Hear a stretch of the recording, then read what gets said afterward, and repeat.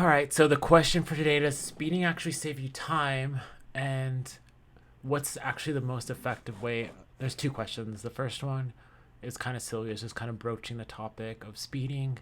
The second one is what can we actually do that's effective in stopping people from speeding?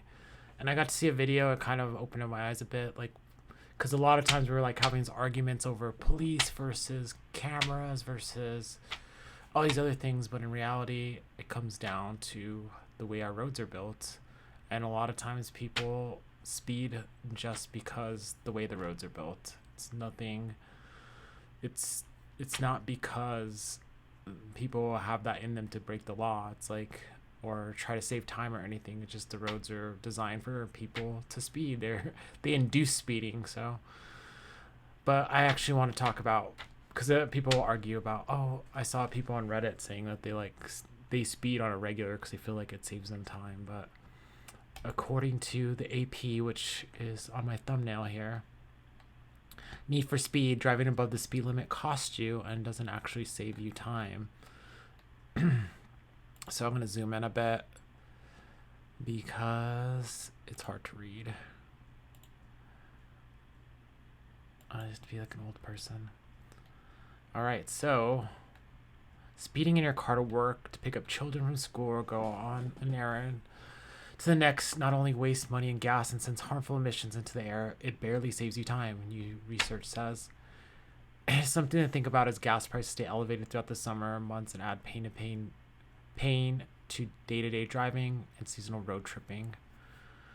Instead of abiding by posted limits, speed limits can save U.S. drivers millions of dollars at the gas pump and eliminate millions of gallons of fuel each day. I mean, that's why they did the whole thing during the last oil crisis in the 1970s. They everything was 55, so that's why they had that Sammy Hagar song, "I Can't Drive 55," which I think a lot of people would go crazy if the freeway speed limit was 55. That'd be pretty tough. I think stuff like that honestly causes people to, if it's like too slow, especially like open roads between like the giant cities and there's no traffic anyways. I don't know. Dang, I'm already getting a dry throat. I'm not meant to be. My throat is very gentle. So, University of Minnesota analyzed 120 million vehicle trips across the United States.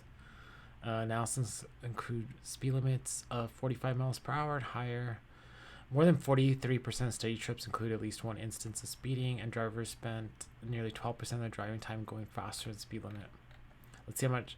They found that if drivers of light-duty conventional internal combustion engine vehicles actually drove at speed limit, it could save. Okay, but what does it save people time though? And while drivers say that speeding saves them precious time, researchers found that it's not really the case.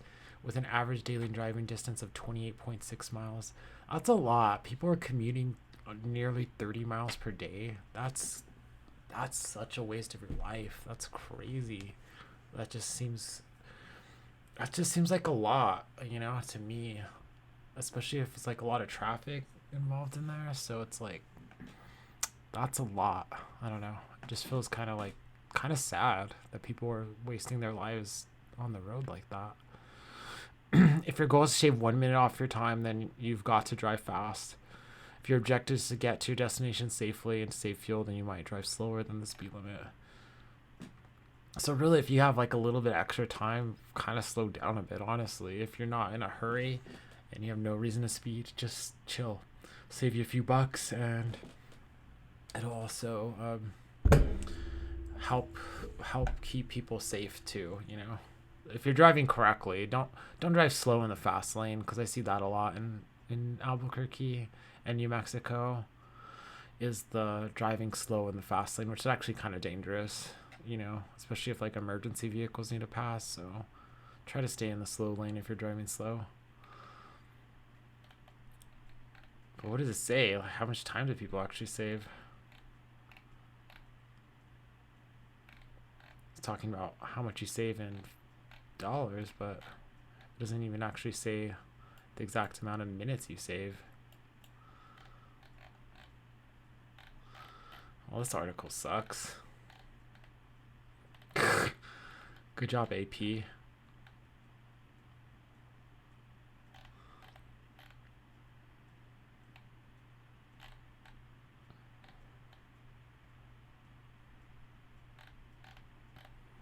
I mean, I wish I'd give you an actual number.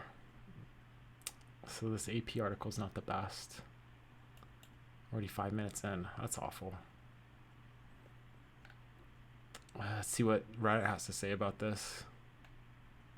There's always good stuff. Let's see.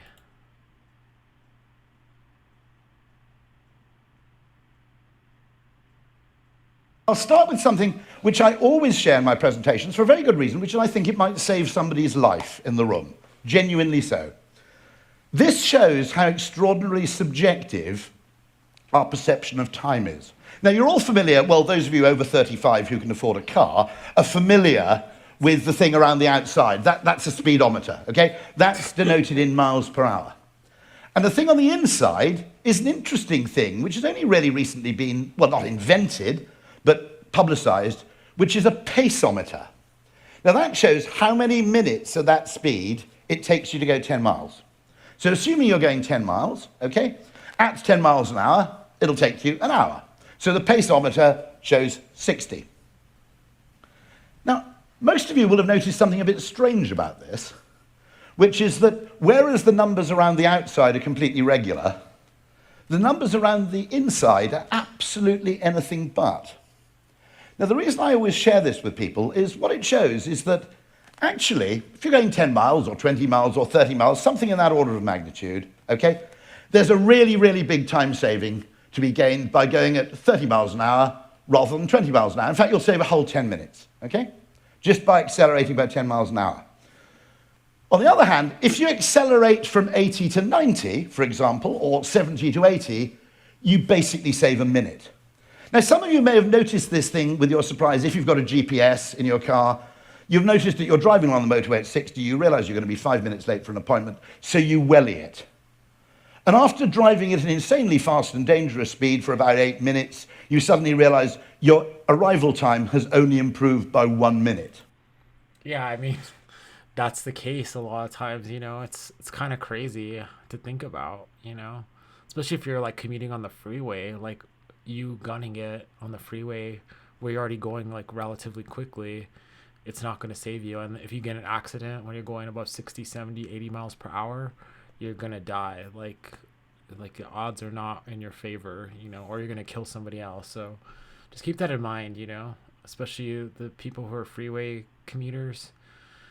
I guess maybe if you're driving between here and there, that makes a slight bit of difference. But really the big change is going from like 20, you know, like 15 to 25. That's where it makes like a huge jump. 15 to 30, you know, where like you make huge gains. But then once you go, it's marginal. Then like once you get above like what, 60, it's like every 10 miles per hour is super marginal. And once you get past 100, it's like very extremely marginal. It's kind of crazy. This is fascinating because to a physicist, they're exactly the same, okay?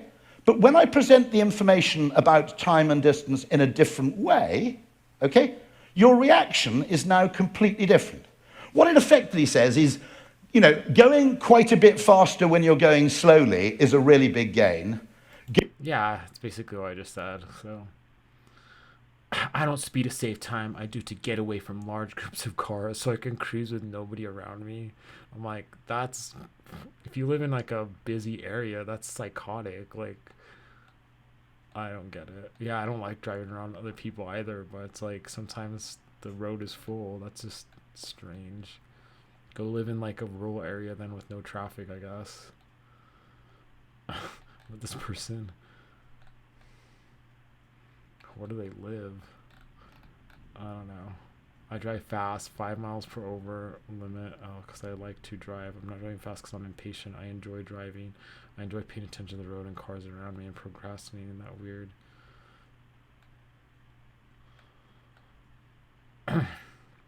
I mean, 5 miles per hour is still over the speed limit, you know? It's like people really need to take that seriously, especially if you're interacting with pedestrians. That's life or death, you know? If you hit somebody going, I mean, if you're talking about you're on the freeway around other cars, maybe 5 miles per hour. I don't know, it just depends how fast you're going. The faster you're going, just the more likely you are to kill somebody. There's motorcycles too, so if you hit a motorcyclist going extra 5 miles per hour, that just makes it more dangerous. So I don't know, because I ride a motorcycle and I'm not one of the I drive mine. I drive a dual purpose, which is like a slow motorcycle. So I try, yeah, my bike can barely go the speed limit. So yeah, I drive slow. But yeah, I mean, it's just a lot of it's perception, honestly. It's just like people like the illusion. Like, it's like, I just feel like I've seen this every day. I feel like I see somebody do it where I'll be going down a road that I know has like 5 or 6 stoplights in a given stretch of road for like a 2 or 3 mile stretch. And I'm side by side with the person. They take off and they hit the red light first, and then I meet them at the red light. And it's just like I see them the entire stretch of the way, and they just drove recklessly the entire way. And like I just drove the speed limit because like usually a lot of lights are timed. So I'm like, you just put yourself at risk, and like everybody around you, pedestrians, for what? Like it's like perception of speed. So I don't know, it's kind of, it just doesn't make sense to me. So like that's why I kind of looked this up on I guess I found this in Wikipedia, kind of like, or like the time saving bias, concept that describes people's tendency to misestimate the time that could be saved and lost when increasing or decreasing speed. So yeah, just know whenever you're on the freeway going from if you're running late, going from 60 to 70 and driving recklessly is not going to get you there on time. Just maybe if you're like a minute off, but then why are you driving recklessly to save a minute? You know, if you're already half an hour late, being 31 minutes late, it's not going to change the course of your life. Or even being 1 minute late, it's not going to make a difference. Nowadays, like, call your boss, you know, let them know you're going to be late. I don't know what to tell you. Everyone has cell phones now. And I mean, look at it's like traffic too. Like, traffic's not bad right now. I mean, it's like, it's a Friday night. I should be out and about, but I guess there's like West Side still has traffic on a Friday night. That's crazy. I mean, like, this part of town's this is all construction area. But yeah, all the Coors is just terrible. Terrible traffic. I could not live on the West Side. I don't know how you West Side people live out there, because it's just like living in a traffic jam. At least they finished like the 550 construction now, but this stretch is horrible speeding on 550. It's super dangerous. I think they put like speed cameras there now, but yeah, that whole area is just awful. But yeah, it's just a bias. Like, people, I think it's just like humans are bad at doing like mental accounting for like a lot of stuff, and I think this is what like this video kind of like brought me, maybe think about it a little bit more. So I'm gonna play this for you. It kind of like it made me think, and it actually brings out a lot of ideas of how to confront the issue of speed limits. So what would actually be effective? So let's like watch. You see that thing on the side of the road? It turns out it doesn't matter as much as you think. Check out this traffic stop in Coral Springs, Florida. I stopped you because you were just going 80. The speed limit here is 45. We set speed limits, we put them on signs, and we expect people to follow them. But in reality, it plays out a little differently. I'm giving you 2 citations for speeding and for careless driving. People don't really drive based on what a sign tells them. And I think too, just like our own personal self-assessment, we all want to make ourselves out to be like angels, and a lot of us know that maybe we're not the best drivers, you know. I know I could do better for sure. I could definitely pay a lot more attention, and that's what I kind of like riding my motorcycle, is because there's less distractions. It's like I can't fiddle with stuff, and I had to really pay attention. And luckily, like, when you're on the bike, your head's on a swivel, so you could see everything around you. There's no, like, you're not in a cage like in a car, so that helps out a lot. 3 people in the US have been injured in a car crash just in the time that you've been watching this video. By the time you finish this video, 2 people will have died. And speed is one of the biggest factors. So cities across the nation are pushing for slower speed campaigns. But does lowering the speed limit actually change how people drive? Or is there a better way? Before cars, roads took the path of least resistance, winding around trees, boulders, and other obstacles just because it was easier to build that way. And when people traveled those roads by horse, even if the rider was asleep, drunk, or just a terrible driver, the horse wasn't about to slam into a tree. It would instinctively follow the path and avoid hazards on its own. You cannot get a DUI on a horse. Look it up, look it up. But when we replaced horses with Honestly, in Albuquerque, we probably need a lot more horses in this city, especially on the weekends. And like, God, just seeing people leave downtown kind of scares me. high-speed machines, suddenly all those obstacles that horses had no problem avoiding became deadly for drivers. And people started crashing. A lot. The carnage sparked public outcry, government studies, and a search for solutions. Our acquaintances freely refer to it as... Honestly, I watch these videos and really nothing has changed. I feel like we made a deal with the devil whenever we invented cars, and we're just like, this is just too convenient, we're willing to sacrifice whatever it takes for the convenience of getting from point A to point B in this seemingly magical way, so I mean, everything else be damned. Where to roll. The problem before you is urgent. More people had been killed in automobile accidents than had been killed in all the wars we had ever fought. Which brings us here, to the General Motors Proving Ground in Milford, Michigan. What happens when a front tire blows at 90 miles an hour? Let's find out. This place was the testing site for some of the biggest auto safety breakthroughs, like crash test dummies and interstate guardrails. But it also inadvertently laid the foundations for one of the most problematic concepts in traffic safety: forgiving design. By the 1960s, traffic deaths were rising sharply. You kill 60,000 people uselessly.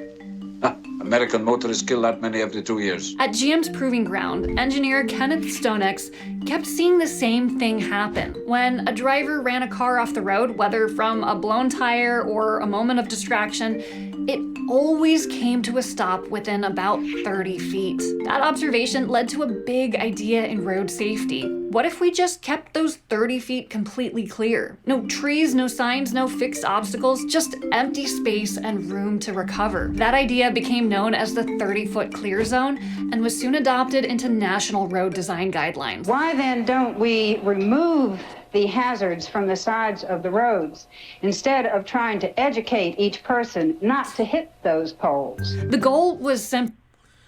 Oh my God, it's just I think we just have given up on, we gave up on education way back then, It's we don't even, I see people driving now, I'm like, how did they learn to drive? How did they get their license? And kind of makes sense, I don't know. It's we design things for the lowest common denominator, and it's kind of scary. Protect the vehicle that runs off the normal traveled surface. For whatever reason, the forgiving roadside provides a traversable area, free of solid obstructions that will allow a driver to recover control of the vehicle and stop or get back on the traveled way. It wasn't just about roadside space, though. Lane widths got the same treatment. According to the 1954 Traffic Engineering Design Manual, hazardous conditions exist when roads are too narrow, so traffic engineers encouraged wider lanes. As a side note, if you look at the study that they cited, it didn't actually measure lane width or safety outcomes at all. Now, most of this was initially targeted at highways, but regulators didn't stop at highways. They brought this forgiving design concept into cities too. An 8-lane miracle, wide as a city block. And not 30 feet, but as much clear roadside as is practical. I mean, this is basically Albuquerque in a nutshell. You look at the way the roads are designed in Albuquerque, they're like little freeways, and everyone treats them like that. And anybody who gets in it, it makes it basically unusable for anything else. The roads the cars are going so fast, there's you can't even cross them, even with the crossing lights, Practical. Even in today's official traffic engineering manual, we see under urban environments priority given to remove fixed objects near the roadside, like trees, bushes, or poles, and that in cities, the most hazardous roadside crashes occur when vehicles operate at higher speeds. And so, the designer should strive for a wider lateral offset. That's basically a wider road so that people speeding in cities have more space to speed and then crash. Forgiving design. It's like we're designing the roads for people to crash into things. It's like, it's so stupid when you think about it. We're like, instead of making people better drivers, we just make it like, I don't know, it's like a crazy concept when you think about it. It's just like assuming people are going to crash and just providing them like the space to safely crash. It's like, no, that's backwards. Wider lanes, recovery areas, clear zones, gradual curves, and the flattening of hills became embedded in our psyche. Spacious roads of divided lanes where free-flowing traffic can save time as well as lives. Anything near the roadside became a threat, to the point that some departments of transportation didn't call trees trees. Instead, they became FHOs, fixed and hazardous objects. Trees, stray boulders, you'll see these booby traps and others as well. Through the eyes of a traffic engineer, hazards lurked everywhere, and creating wider, straighter, unobstructed roads would save lives at high speeds. Widening out congested intersections, rounding square corners for the wheels. I mean, too, just look at how immensely ugly all this is, too. Just like, it's incredibly like wasteful, and just, I don't know, like freeways, and just seeing what it does to our cities is just terrible.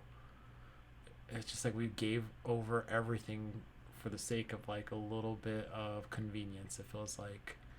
And it's sad because it basically has leveled everything, you know?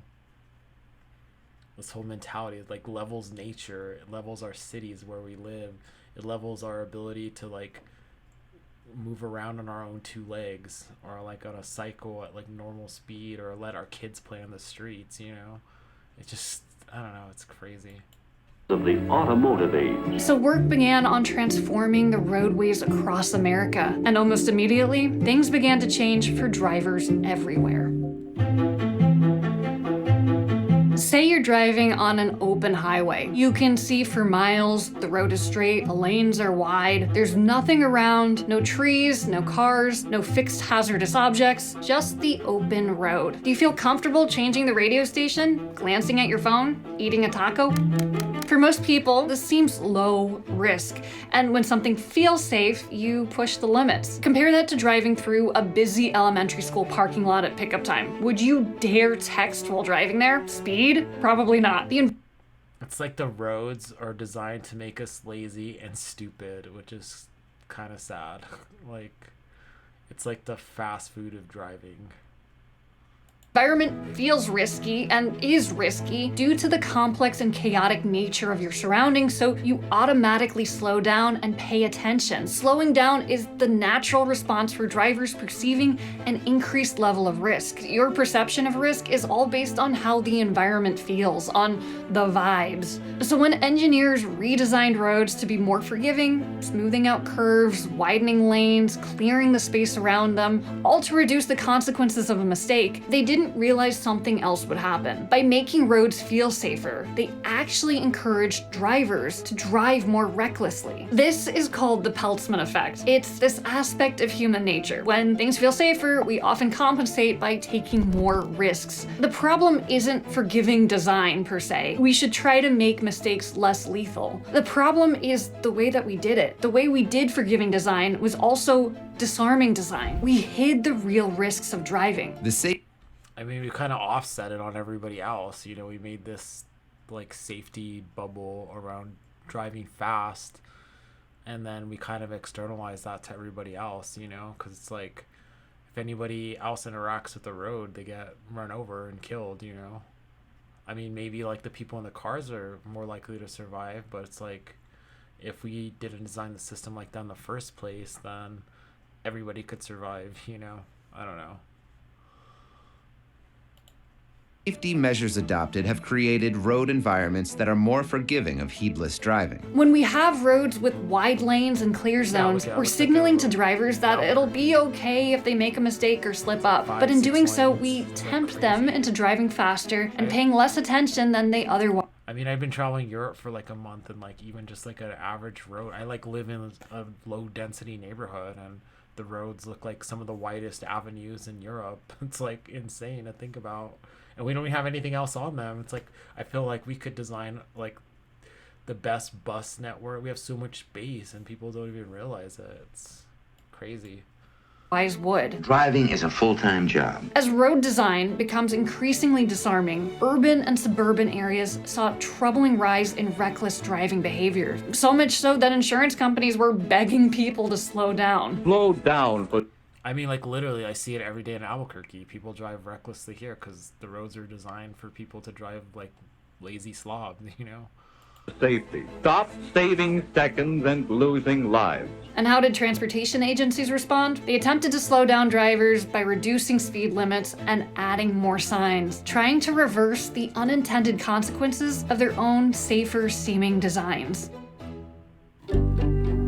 So that was the plan. Make it safer to drive with forgiving design, accidentally motivate people to drive more recklessly, and then politely ask them not to drive so dangerously by posting speed limit signs everywhere. And if this plan worked, 13,000 lives could be saved every year. At 20 miles an hour, if a pedestrian gets hit by a car, there's a 5% chance they won't survive. That's about 1 in 20. But raise the speed to just 30 miles an hour, and the death rate jumps to 45%. Nearly half, 9 out of 20 people, would die. At 40 miles an hour, the death rate jumps to 85%. That's 7. Yeah, and people here would consider like 40 miles per hour slow, you know what I mean? So it's like, it just makes me sick thinking about all this, you know? 17 out of 20 people. To be clear, that's not the injury rate, that's the death rate. And as our cars get bigger and heavier, these pedestrian fatality numbers have gotten worse. So it makes sense that as a society, if we want to save lives, we'd want drivers in cities to slow down. And so cities across the country have enacted more stringent speeding limits. Portland launched a major campaign to lower residential speed limits to 20 miles an hour, handing out 7,000 yard signs declaring 20 is plenty. But after all of that effort, average speeds dropped by only 1%, only a quarter mile per hour slower. Clearly, signs alone weren't cutting it. Other studies show that for every 5 mile an hour decrease in the speed limit, actual speeds dropped by only about 1 to 2 miles an hour. Even the Federal Highway Administration admits most drivers at the study sites did not make major alterations in their speed after new speed limits were posted. They admitted that in 1997, by the way. That was nearly 30 years ago.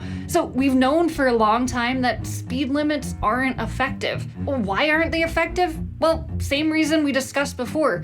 It comes down to how we perceive risk while driving. Take a look at this road. It would probably feel agonizing to drive 20 miles an hour on a road that looks like this. Your internal cues are telling you it's safe to go one speed, while an external cue, like a sign, might say something different. Do you trust your eyes or that sign more? Road design shapes your behavior far more effectively than any sign can. Real speed limits aren't determined by signage on the side of the road, but by how close trees are, the width of the road, and other obstacles. Now take a look at these two roads. Which one would you probably drive faster on? They're both 20 mile per hour zones, but that top one has a lot more clear space. It sure would feel a lot better driving fast down that street. And as a result of designing our roads like that top picture, pedestrians are 4 times as likely to die on a spacious suburban neighborhood street than on the narrow streets of traditional neighborhoods. This study took a look at the speeds people go depending on the width of the road, and no surprise, wider roads meant faster speeds. The key takeaway from studies,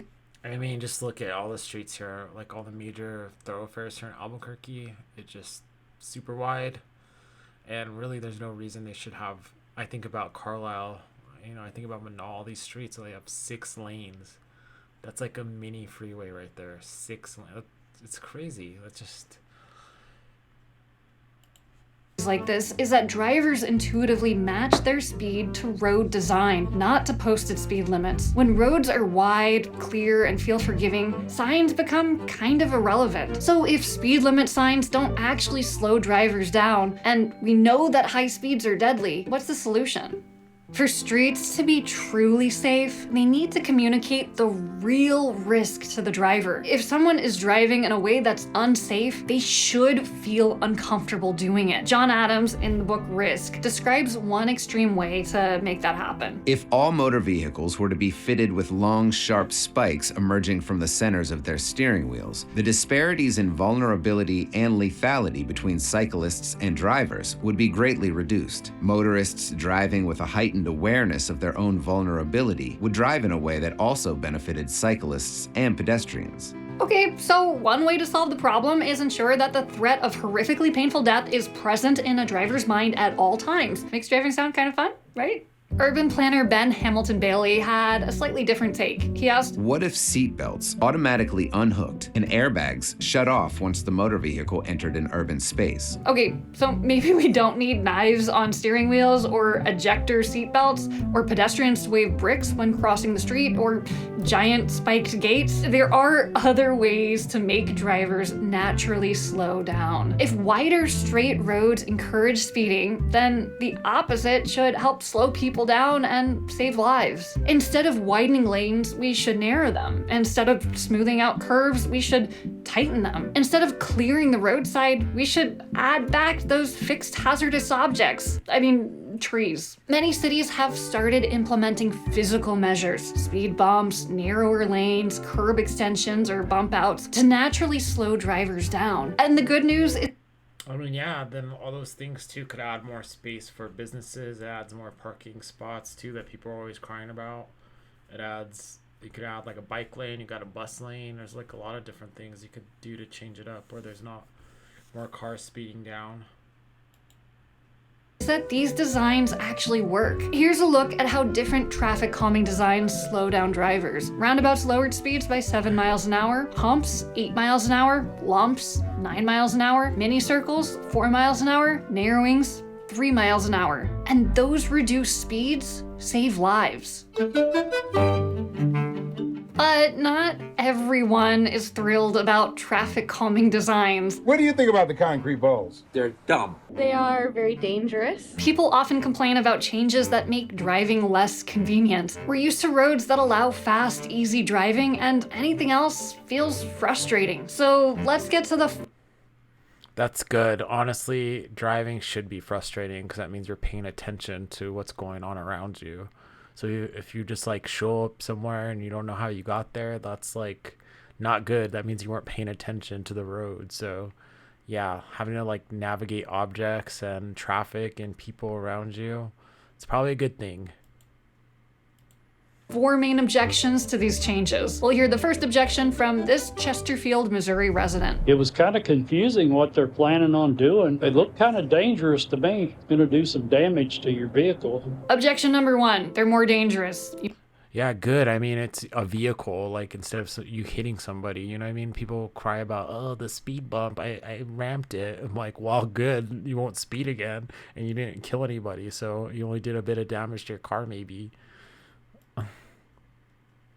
You may think you're slowing down cars, but you're actually leading to more accidents. Yes, you might see tire tracks on medians or bump outs and assume that more accidents are happening. And maybe that's true, but here's the key difference. A dented fender is not the same as a trip to the hospital. Not all crashes are the same. That's the entire philosophy behind Vision Zero. The road Yeah, exactly. Who cares if you have like a bunch of like small, like low speed crashes at like a mile an hour, or you like mess up a tire, you bump something, you know, at least nobody died.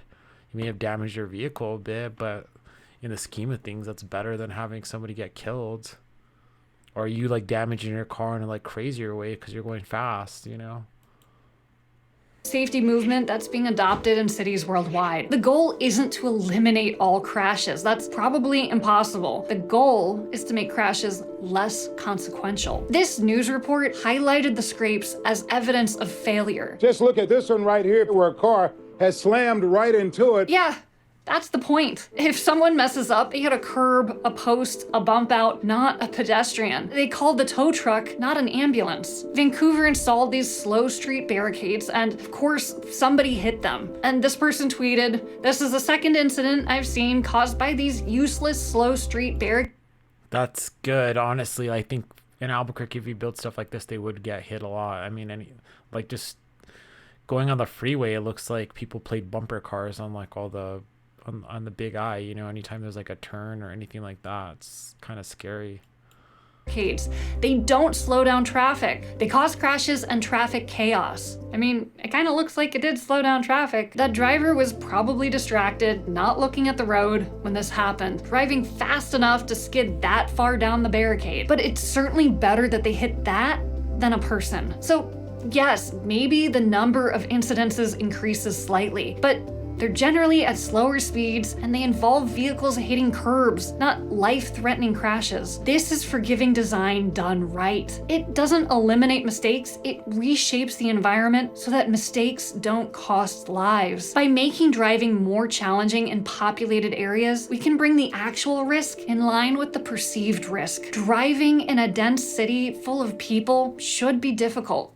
Okay, objection number 2. Just use the police. You don't need road design if you have enforcement. Some people argue that instead of changing road design, we should just have more police enforcement, pulling over speeders, writing tickets, but I mean, this is what I've been advocating for instead of using the cameras, and a lot of people are like, can agree with that, but then, because I think it's just like a red herring though, really, they just want to be able to speed, honestly. I think the only things that's going to change is like changing how the roads are physically designed, where you just can't speed, it's just not possible. Either that or they just install like speed control devices on all the vehicles. Maybe that'll be like the draconian thing people try to do next. Maybe that's the thing people need if they get enough speeding tickets. You automatically get a speed control device on your vehicle. I don't know. there's a problem. Police are expensive, like really expensive. If we wanted to use enforcement to achieve the same speed reduction as road design, we'd need officers stationed every single day at multiple points along the road. The average citation takes up between 23 to 27 minutes of an officer's time, not including time lost in the court system. And that takes them away from other really valuable activities. And even when police are present, their impact is temporary at best. Let's look at some numbers. A study found that when a stationary marked police car was visible on a highway, drivers did slow down as much as 5 miles an hour. But the second they passed the cop car, they sped right back up, going their original speed or even higher. The study checked driver behavior 1, 2, and 3 hours later and found no change in speeds. That means that unless you're going to park police officers on every road 24/7 forever, enforcement won't slow drivers down in any meaningful way. People don't slow down because they understand the risk of a crash. They slow down because they don't want a ticket. You could also install speed cameras, but you'd have to put them nearly everywhere. The second that threat is gone, people go right back to driving how they were before. I'll compare that to design-based solutions. Narrower lanes, tighter... Yeah, I mean, that's actually right. Honestly, I think the speed cameras do help a bit. Maybe they'll change things for a little while, but then if they ever remove them, or you get like a new group of people coming up, new drivers, and that didn't grow up with those speed cameras, or they had taken them down, people just go right back to their dangerous old habits, especially if the roads never change. So we definitely need to look into doing more stuff like this. But like Albuquerque was designed like in a straight grid pattern, so where it's basically like little mini freeways intersecting with each other. It's going to be very difficult to change that. Curves, these slow drive... Honestly, I think I don't even know of any post-World War II automobile city that's been converted to something other than that, If anybody has any information, like share that with me. I'd really like to see other things, because like the stuff I've studied, I've seen in action is places like in Europe that had that they had the bones, and they kind of like tried to like put automobiles to take over. Even Paris, like, which is like banned cars from a good chunks of the city now, it was like covered in automobiles, and like in 70s and 80s it was like freeways running right next to the Eiffel Tower. So I mean, it like converted itself back to not having the cars everywhere dominating like the whole city anymore, but they at least had like the car design. And we do a little bit in Albuquerque. We have like Old Town, we have you know, downtown, east downtown, university area. There's like a little bit in that area that is built kind of before, like when the cars was first starting out, basically, and built around like kind of streetcar line, which kind of ended in the late 1920s. So we haven't had streetcars for nearly 100 years now. That'd be cool if we actually got them back, but that's another topic I need to talk about, is the cost of infrastructure, and that includes public transit. You know, how much did it cost for us to do the art, and what does that compare to? I'm going on a tangent there, but yeah, just public transit is like another key into reducing speeds, I believe. Drivers down all the time, not just when they think they're being watched. Speed bumps in the UK are literally called sleeping policemen. They do the work of a police officer, but around the clock. Design is consistent. Yeah, I like that idea, sleeping policeman. It's always there, and it works without needing enforcement. And here's the thing. If you hit a stationary object that's brightly colored that 1,000 people before you and after you have successfully avoided, then you were driving recklessly. And the normal, socially acceptable consequence of reckless driving is that you get a ticket for a few $100s. But instead, with these street designs, you do about the same amount in damage to your car by your own reckless driving. And you get a very embarrassing reminder of how dangerous driving can be. It's kind of like having a cop permanently stationed, but way more cost effective. Instead of relying on an endless game of speed trap whack-a-mole, we can actually fix the problem by making roads that naturally encourage safer speeds. Objection number 3. These changes are confusing and make driving more difficult. You know what? That's actually a good thing. A little confusion can actually increase safety. There's this thing called highway hypnosis that you might have experienced. It's that trance-like state you enter when you're driving on long, monotonous roads. Like when you drive all the way home and you have... I mean, this is what I'm talking about. And I've been there. I like drive down to Socorro all the time to visit family and stuff. And sometimes I'd get home and I'd be like, I don't remember the past hour. Was I asleep? Like, and this happens to everybody, you know. You're doing like, whenever I travel long distance, if I do more than like 100 miles, usually I get like Red Bull or like caffeine to kind of stimulate me. And that's probably the one time in my life I actually listen to heavy metal. It was like all the chugging caffeine and like listening to heavy metal music to keep me awake. Or maybe I usually save the heavy metal and the caffeine, like the Red Bull type stuff, like towards the end of the ride to get me the last bit home. But if I'm going to be doing like cross country type of stuff, you know, usually I stop, like have my coffee, and then I end with the Red Bull at the end of the trip. So have no idea how you got there. This is the outcome of easy driving, of forgiving design. You stop paying attention. Some call road complexity confusing, but I'd call it attention grabbing. Let's take a look at Sweden. If you look at their crash data over the years, you'll see traffic deaths rise in the 1960s as car ownership increases. They decline in the 70s when seatbelts become standard, and then they level off in the 80s and then drop again when airbags are introduced. But wait, what happened in 1967? That year, traffic deaths plummeted by 17% overnight. It wasn't because of a new safety feature, it wasn't better enforcement or lower speed limits. It was because on September 3rd, 1967, Sweden switched from driving on the left side of the road to the right, and everyone had to relearn how to drive. Steering wheels were suddenly on the wrong side of the car, signs and signals had to be flipped. Experts predicted chaos. The greatest upheaval in Sweden's history. But here's what actually happened. Because drivers were engaged, or... I feel like every time we do any sort of public works infrastructure, it's like, or anything to like do like traffic calming stuff here, like, or even doing like bike lanes, it's like, this is the greatest. It's like the same hyperbole. It's like, I think people just like never change, or just like super reactive to things. And we built like a driving system that like coddles like the worst drivers and empowers them actually. Maybe scared. They paid more attention. They slowed down. They were extra cautious. And the result? Fewer crashes and fewer deaths. It wasn't until 1970, 3 years later, that crashes crept back up to their previous levels. Now, obviously, switching driving sides every few years isn't a real solution, but it shows that a little bit of confusion can be a good thing. This is what a small town in France did to slow people down. They painted a ton of lines all over the place. Or you could do the opposite. Dutch traffic engineer Hans Monderman pioneered the concept of naked streets. Roadways stripped of all signage, including stop signs, signals, even lanes. And where this was done, crashes and injuries.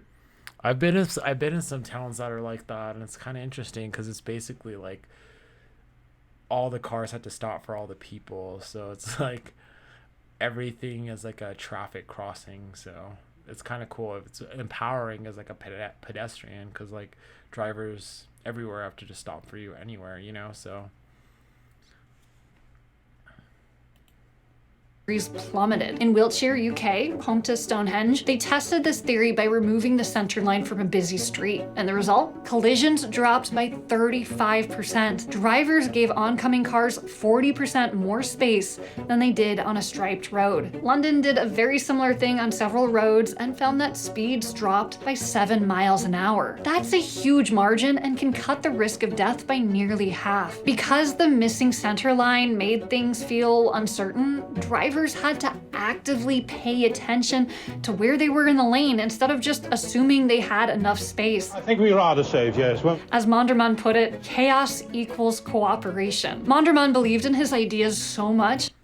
Yeah, I've seen like pictures like in Africa, or I think like India and Africa, where it's just kind of, they don't have road marks. So, but there is like some sort of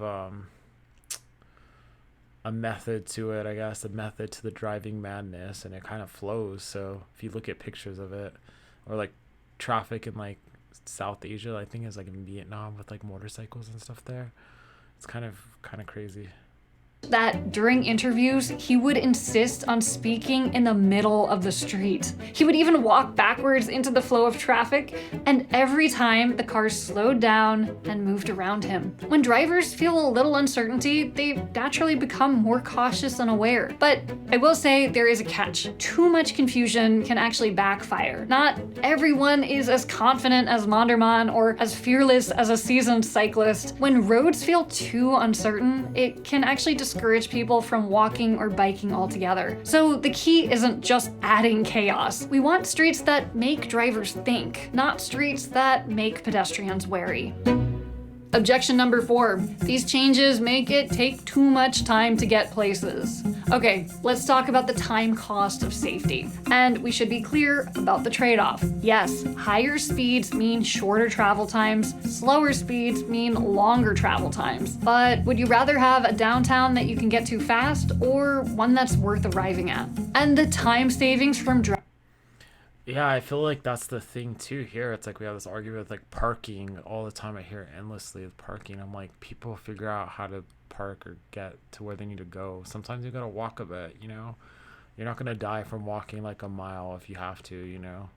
It's just, I don't know. People are obsessed with like super convenience here. They want to walk like 5 feet to everywhere they want to go, you know? Then it's like everything just becomes a parking mall or parking lot, you know? Even like downtown, like half of downtown's like a parking lot here in Albuquerque. Driving fast are actually wildly overestimated. Have you ever driven faster to try to drop the time estimate on Google Maps? How much time did you actually save by speeding? 1 minute, maybe 2? Speeding in a city doesn't actually change our arrival times by much. The effects of speed in reducing travel time are generally overestimated by road users. And at least in urban areas, the time savings are often small or negligible because of intersections and delays at traffic lights. Let's put this into perspective. Here are two 15-mile commutes. In one scenario, the driver enters the city at 45 miles an hour and continues at that speed until they reach work. In the second scenario, the driver approaches the city at 45 miles an hour but slows to 25 miles an hour once they enter the city. How much longer does that second trip take? 48 seconds. That's it, less than a minute. Here's another way to look at it. For 25 years, New York City's Queens Boulevard was known as the Boulevard of Death. Someone was killed every 7 weeks. In 2015, the city spent $4 million to add pedestrian and cycling infrastructure. The result? By 2017, speeds dropped by 4 miles an hour. The city has continued to make upgrades with even more planned, but the death rate has already plummeted by nearly 70%. That's even with far more people walking and biking there. So, yeah, I mean, the the change in speed is like it increases people's commutes by like a marginal amount of time, but it increases safety by like a huge amount percentage wise. Is a slight delay worth even one life? Most people, when given the choice, are willing to trade a few seconds for a place that's safer, more vibrant, and more welcoming. We do need to make it clear that there is a choice. There is a trade-off between time and safety. But the time trade-off is almost always marginal. And most people have shown themselves willing to spare a minute or two for the good of their city and their fellow citizens. So, do speed limits matter? A little, but will they fix the problem? No. We've seen how speed limits are ignored, how forgiving design encourages reckless driving, and how people instinctively match their speed to road designs. And yet, even with decades of research showing that road design influences driver behavior, most official solutions still focus on not road design. The National Transportation Safety Board's recent speed Honestly, like anytime I do an online argument, which I should probably avoid, but I don't know. I guess I get caught up. I kind of want to know how people feel and think, and I feel like a lot of us are kind of have like basic programming and responses towards a lot of things. A lot of ideas are kind of counterintuitive. It kind of takes 2 steps to actually understand some of these concepts, such as like the whole speeding thing, you know. report lays out 5 strategies to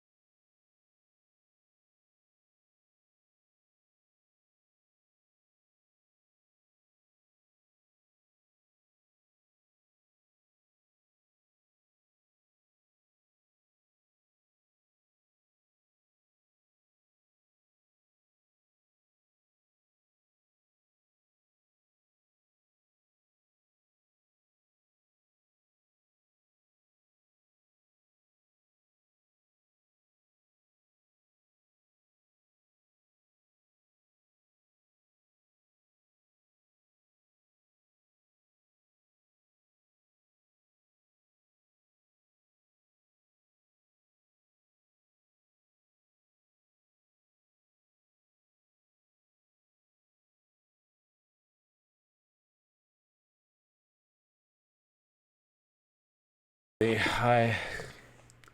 That is great. This is a good video, actually. So I'll put a link for this video. Oops, I didn't mean to do that. Let's get out of here. Oh, I don't want more videos. Yeah, that was a good video, so I'll keep that up there. But I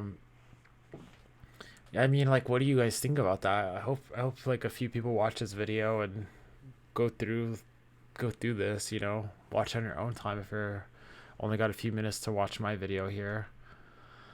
But yeah, I think it's a good idea to do road redesigns, you know, and I think we're definitely going to like think of different ways here in Albuquerque to do it, because our city is definitely designed like after World War II for the automobile, a good chunk of it at least, probably, you know, 80% of this current city is probably, well, I don't know, maybe it's not quite 80%. I'd say it's at least like 2/3 of the city. But I looked up like the traffic calming stuff, and it's actually a concept that started like in Germany. I mean, here's the road hazard. If somebody in Albuquerque hit this rock, they'd be like, that rock came out of nowhere. But yeah, it's just showing some different ideas, you know, diagonal parking, simple, inexpensive. That's kind of interesting. I didn't think about diagonal parking. Changing one-way streets to two-way streets. I thought about that, about lead and coal. I'm like, why are those one-way streets? Really, they should just be two-way streets, because people treat those like little freeways too, you know. Yeah, people naturally drive slow on these type of streets. I mean, these are great for like cyclists. Chicanes, roundabout. Oh man, people hate roundabouts here.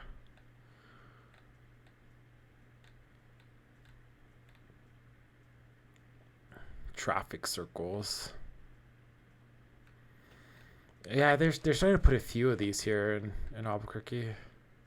Raised medians.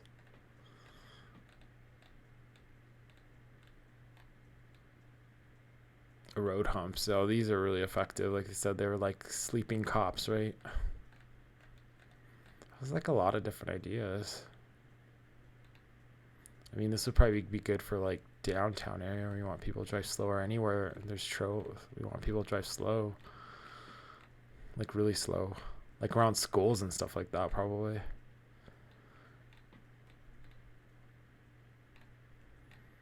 Traffic calming. And like, what is Albuquerque? So Albuquerque, this is your way of being able to request putting like traffic humps and stuff like that. So if you want to contact the city, this is the way to do it.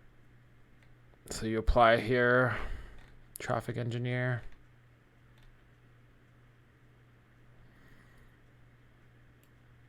Yeah, there you go. There's the form online and you could submit it here. But yeah, I mean, call your city councilor and talk to them too, you know, set up a meeting and let them know what's going on. Tell them you're going to submit this form and do your best to advocate for yourself and your neighbors in your neighborhood. Yeah, this is talking about that here. It's like a live. So yeah, somebody posted the same thing. So it's good that they're staying on top of it here in Reddit too, you know. People are talking to dig down. The zigzagging series of pothole will slow traffic down. Or just don't do anything and just let the road slowly disintegrate until people have to drive slow, I guess.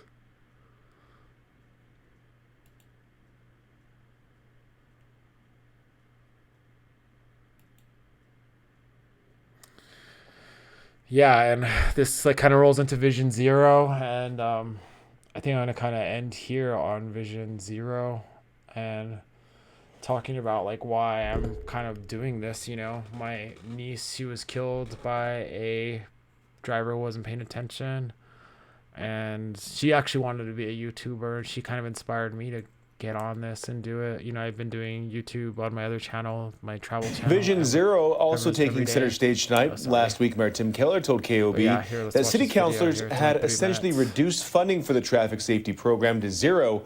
Well, that sparked controversy as 3 people were killed in just 3 days last week after being hit by cars crossing the road. But tonight, city councilors had a change of heart. They approved an amendment that restores some of that funding. Yeah, some of the funding. They still like took a lot of it away. So get on your city council members here in Albuquerque. If you're an Albuquerque resident, voter, yeah, contact your city councilor and tell them that Vision Zero is important to you. Traffic calming is important to you. Kind of keep notes of like where you live too, like what are the issues you have in your neighborhood, you know, as far as people speeding, people driving dangerously. We need to work on this place together and come up with ideas to make this a safe place for everybody. Particularly for new projects dedicated to protecting vulnerable road users. It's a great relief to one mom who knows all too well how much those protections are needed. Emily Faith has her story. She was on a bright pink bike with her bright white helmet. How could somebody not see her and slow down when other people stopped for her? In July of 2025, Melinda Montoya lost the light of her life, her 19-year-old daughter, Kayla Van Landingham. A driver hit and killed her as she crossed Carlisle Boulevard while riding her bike. They went through the traffic report and let us know that there were no statutes, no protections for basically anybody in Albuquerque that crossed the roads. She noticed while a driver could be held accountable if they hit a pedestrian, the same was not true for anyone else considered a vulnerable road user. Bicyclist, a motorcyclist, a scooter rider. Montoya embarked on a journey of advocacy, working with city councilors to change Albuquerque's traffic code for the first time in 50 years. Now, city of Albuquerque has a stronger traffic code than the state of New Mexico does. But there's still work to be done, prompting State Senator Heather Bergmans from District 15 in Albuquerque to take action. Representing a district that has had so many deaths and bicycle accidents lately, I really wanted to find new innovative solutions that we can offer. One idea? changing a law that requires municipalities to send half of their speed camera earnings to the state's general fund. Bergman's is drafting a bill that would allow them to keep every penny. But that could make a huge difference in a place like Albuquerque, where they could spend that money on hawk signals or other infrastructure improvements to really slow drivers down and make it safer for VRUs. For Albuquerque, that would mean spending all of the estimated $4 million it earns from speed cameras on Vision Zero, a program aiming to eliminate traffic deaths or serious injuries by 2040. As advocates and officials work on policy, they say New Mexicans can help by changing their mindset behind the wheel. Driving every single day, I just see the lack of caring that people have it the way they drive. I mean, it's just about themselves. Definitely one thing about driving in Albuquerque is it purely will never be legislated away, the problems we have. It will definitely be a cultural shift. Emily Faith, KOB4. Yeah, and I think the culture is going to have to be shifted by our road design, it sounds like, too. It's going to be road design, education as well, and making it more difficult to get a driver's license and difficult to maintain a driver's license. And actual like consequences for people who drive recklessly, and that includes like speeding on a regular, you know. Well, the change to traffic codes modernizes outdated rules to better protect pedestrians, bicyclists, and other non-motorized users. We learned from the Albuquerque Police Department that so far this year, there have been 14 vulnerable road user deaths in the city. Yeah, and this person, Vision Zero far. So some people have really nasty attitudes towards the Vision Zero. It says it's anti-driver. Luckily, there's people that called him out too. So it seems like you don't actually understand Vision Zero. Yeah, it's like the whole idea that's like you're trying to stop deaths. That means it's anti-driver. It's just this person is not interpreting things correctly. It's like, I think a lot of people, the minute they feel any sort of stress while driving, it's like slightly takes them a little bit longer, a little bit, there's like a little, you know, any sort of, you don't have those wide open roads where you could like lazily drive. They don't like that, you know, because I think our drivers have been like really coddled by the way they've designed these roads since like World War II, really. So, I don't know. I hope you enjoyed the video. I'm going to wrap up this video today, you know, and I really hope that people take this into account and actually work to contact their city councilors, their state representatives, and also their congressional representatives in DC. So I'm going to work and start putting all that stuff on there. So I am wrapping it up now. So thank you for watching, and I really appreciate it. Please like, share, subscribe, and get the conversation going. Post some ideas too. Honestly, I'm up for like hearing people's ideas of like how to change things, make them better. What's the right approach, you know, really? What can we do to make this city like a place that anybody could live, you know what I mean? I want to see people be able to get out on the street and be healthy, go walk, cycle. I want kids to be able to go out on the street and play. Like, it's sad that kids are like locked up 24/7, like they're in jail now, you know? It's, I don't know, it's just not normal. They wonder why everyone's like depressed and having all these like mental health issues. It's like we don't even have access to like the outdoors anymore because we're going to get run over. So there's that. I don't know. But yeah, please like, share, subscribe, give me a like. Let's build this channel up. Let's get conversation going. Maybe like if this channel gets at all popular, maybe we could get some people to do some interviews. So I'd really like that, to talk to some politicians who actually control stuff. So we'll see. Hopefully we can change things. All right. Bye.